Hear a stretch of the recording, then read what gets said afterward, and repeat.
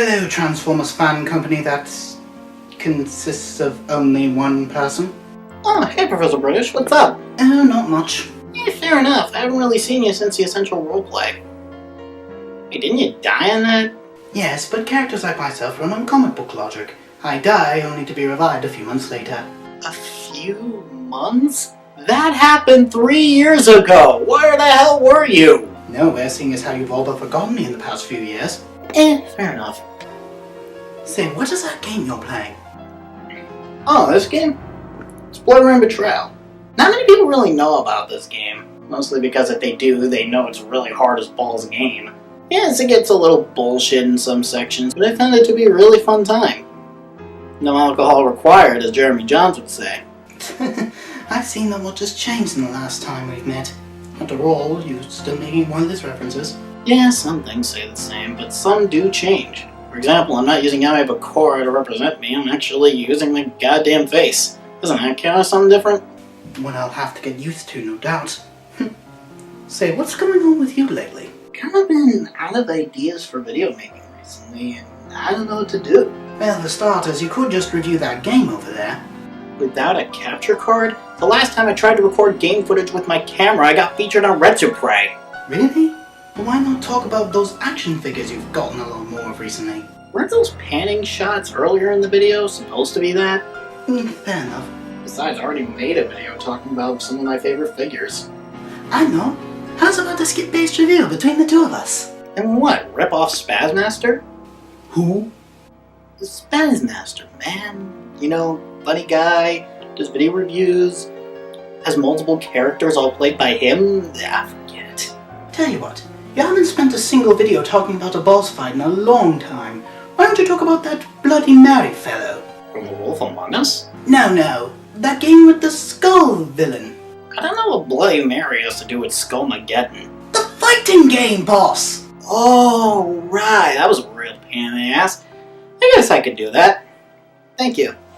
Now let me play Blood Rain Betrayal.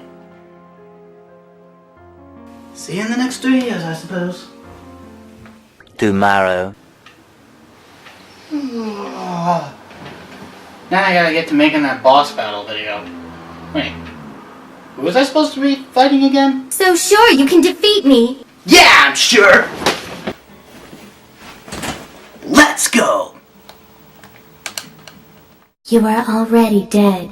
Nightmare difficulty isn't really that much of a nightmare if you know how to use your characters and or spam the right moves, since they don't adapt to your strategies like a Tekken AI does. The basic run through arcade mode leading up to the boss took me about 15 minutes, counting some defeats because of Peacock's keep away game that would make Deathstroke jealous. The boss herself? She took me an hour and a half to beat! Considering I saw her as one of the easiest fighting game bosses ever made on Sleepwalk, given my fighting games on low difficulty to prove a point on how hard the bosses are ideology, fighting her on Nightmare was like fighting that one idiot who keeps spamming fireballs in Street Fighter. I can deal with the grab. I can deal with the skeleton shield.